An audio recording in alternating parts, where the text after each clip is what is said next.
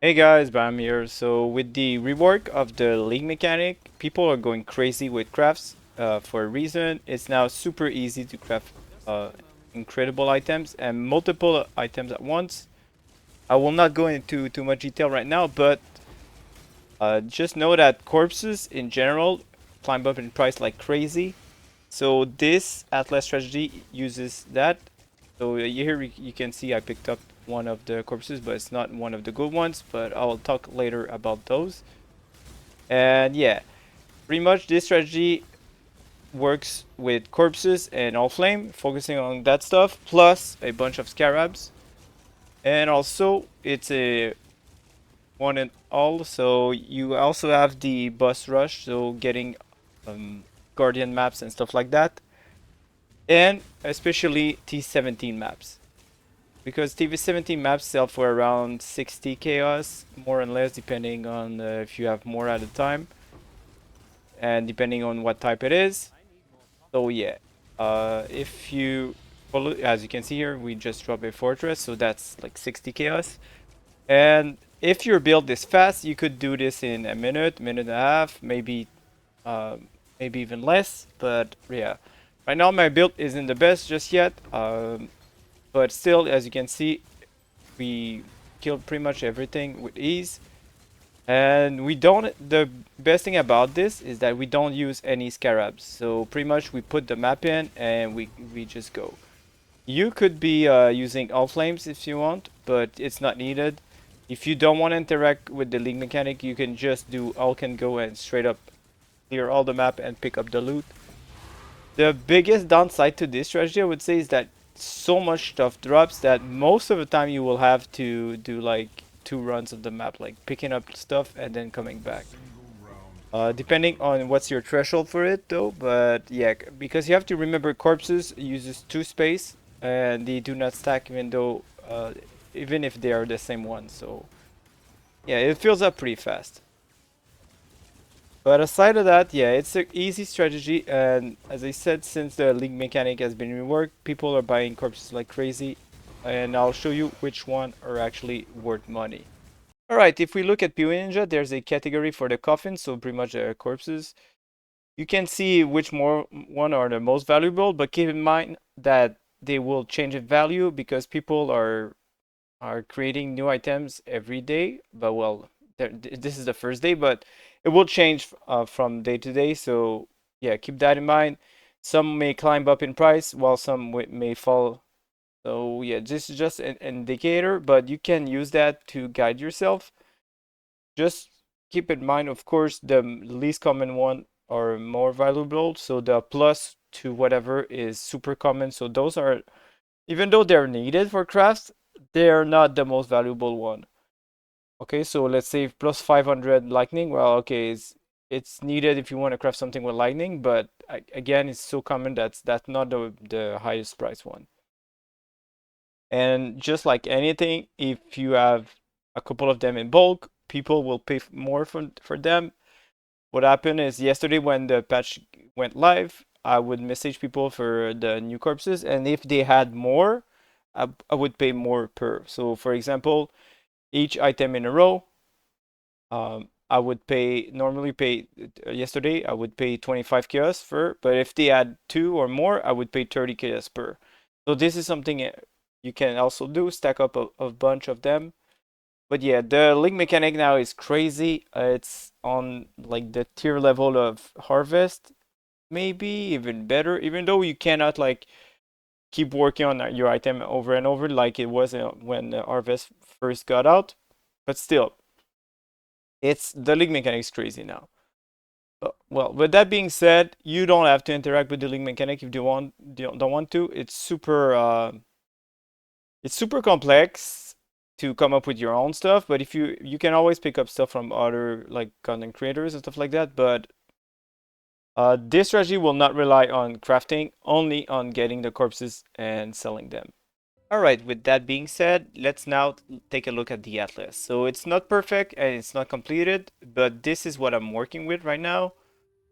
I'll just try to explain quickly why I picked up stuff, and then you can modify it to whatever fits you best. So this is a all in one. As you can see, we're using destructive play, but also using Searing Exarch. So if you don't want to use destructive play and just use Searing Exarch, you can unallocate those points and use them somewhere else. But I wanted to make this as easy as possible for everyone. So you don't have to like make a new tree, like change your tree, or like unallocate your points when you want to do the invitation, or when you want to do destructive plate and stuff like that. So yeah, if you pick this up, you don't have to change anything, and you can do all the content. All right. Well, that being said, so it focuses on the link mechanic, picking up a bunch of corpses, and also the lantern. If you don't wanna use the lantern, you can skip this part. But yeah, this is pretty good for using Allflame. And yeah, so we're pretty much using a bunch of traveling node to get to those, because you have to remember you will get a ton of map with this, so getting a bunch of T16 is pretty cool. Plus you get some get rewarded some special craft and stuff like that. That's why we picked those up. But you have to remember, you cannot, with those, shipping the mountains and shipping the skies, you cannot get T17 though. Okay? Keep that in mind. So if you don't want to get more maps or more higher tier of maps, you can unallocate those. It's fine. I picked up shrines just because it gives us borrowed powers. So if your character is good enough, you can just skip that part too. But personally, I use this, and I suggest using it until you feel really comfortable, and then speccing into something else. Um, yeah, okay, so we are fully spec into Searing Exarch, missing this point. Maybe I could unallocate this and then put it here, but yeah.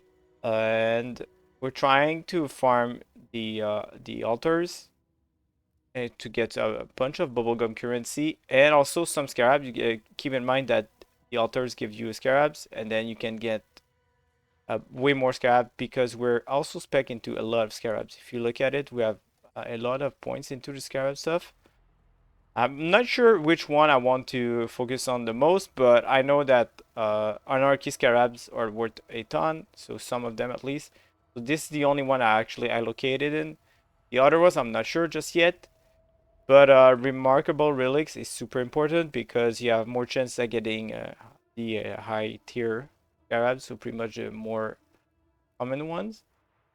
And yeah, now this, the final boss drops 25% chance to drop an additional scab, is better with destructive play, but it's not needed if you don't want to do destructive play and only use the Searing Exarch.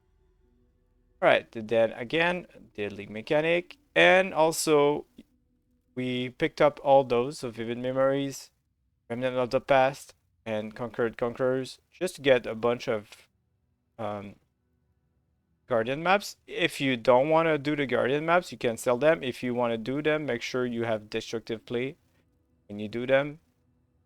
And yeah, here on the right side, we have two of the most important nodes. So decisive souls, corpses in your maps have 100% increased chance to have meta modifier outcomes. So this is most of the high cost corpses, or from this, or that one. 25% chance increase to have a modifier tier rating. And now that before the patch, they were all separate. Like you had to get, if you wanted to get fire, you had to get the specific one for fire. Now you just upgrade the tier rating of everything.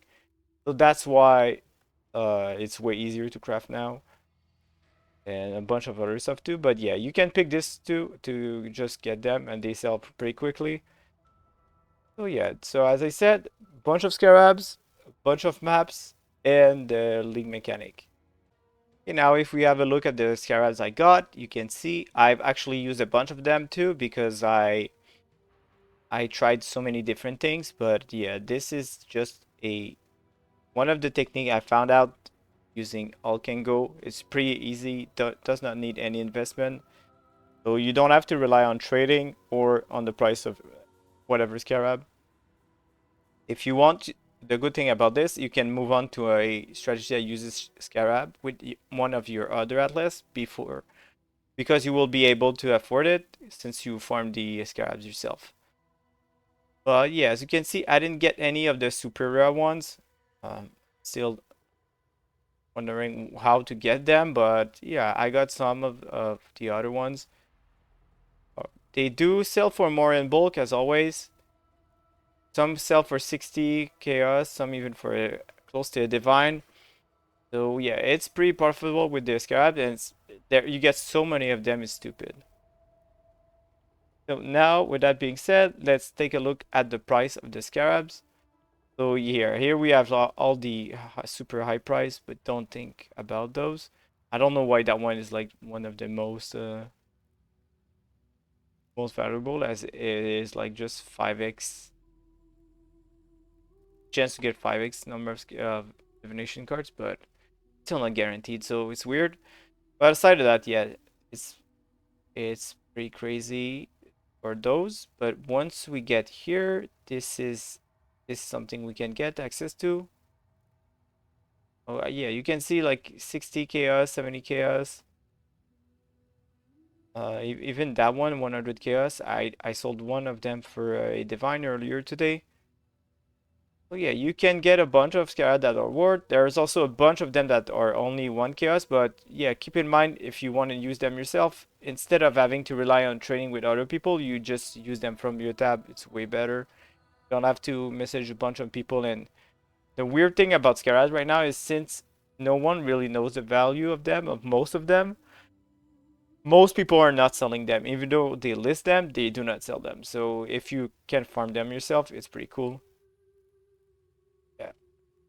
So yeah, as I said, we have both of those, so the coffins plus the scarabs. I will link both of them into the description. So one thing that is kind of annoying with this strategy, but if you can look at it in a different way, is that you get so much stuff that, as I said earlier, sometimes you have to go back into your hideout to drop them and then pick up the stuff. Whenever you find like a bunch of maps or something like that, yeah, it can be annoying.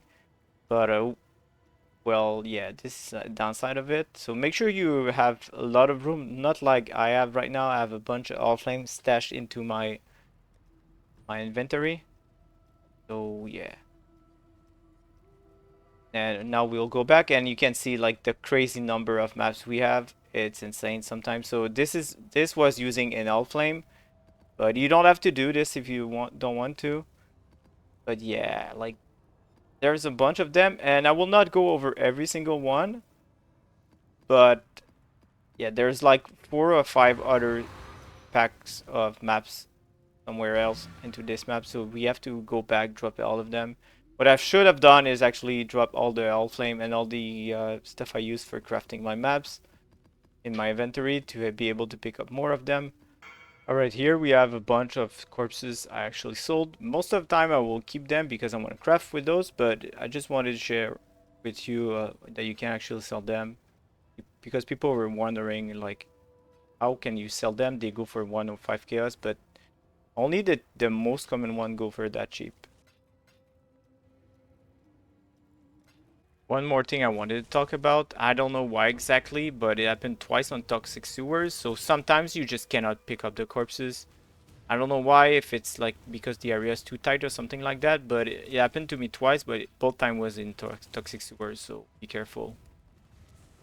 You can also sell your Allflames, but personally I prefer to use them myself. But here you can see one Allflame for 43 chaos. Alright, one last thing I wanted to talk about. If you are opening a map and you come up upon a modifier that gives you a percentage of dropping an Exalt or a Divine Orb, make sure you use one of the Allflame with either rats or, more importantly, frogs. As you can see in the background right now, it drops like crazy because those packs will be replaced with a bunch of frogs. So yeah, keep that in mind. And also there's some other stuff you can do with meat sacks, but at least, at the very least, keep a pack of frogs on you at all flame of frogs at all time. Because yeah, if you stumble upon this modifier, you have to use it right, because it could make you like 20, 10, 20 divines if you find the divine one. Here on this map, I actually made 39 exalt from a single one of those. So yeah, imagine if it would have been divines. You can see like, yeah, I'm pretty much set for exalt for this league, unless I spam really a bunch of them. But yeah, this is crazy. You, if you skip this and actually get that modifier, you will not get as many as we have right now. So yeah, and it even was on a Conqueror map. As I said, this is using destructive play. If you want, you can skip that part, but personally I like doing it. So yeah, doing the Guardian maps and stuff like that is pretty cool. And yeah, this is why the Atlas has both influence of Searing Exarch and Maven, because you can switch in between whenever you get those Guardian maps. You can do them yourself under Maven. So yeah, you can see this this shit gets crazy. As I said, 39 total exalts. All right, I'll leave you with the rest of the map, and hopefully this strategy makes you a bunch of divines. As I said, it's super chill. It doesn't require much sustain. You don't only have to have maps which you will sustain easily, and all kit, and then you're fine. And as always, take care, guys.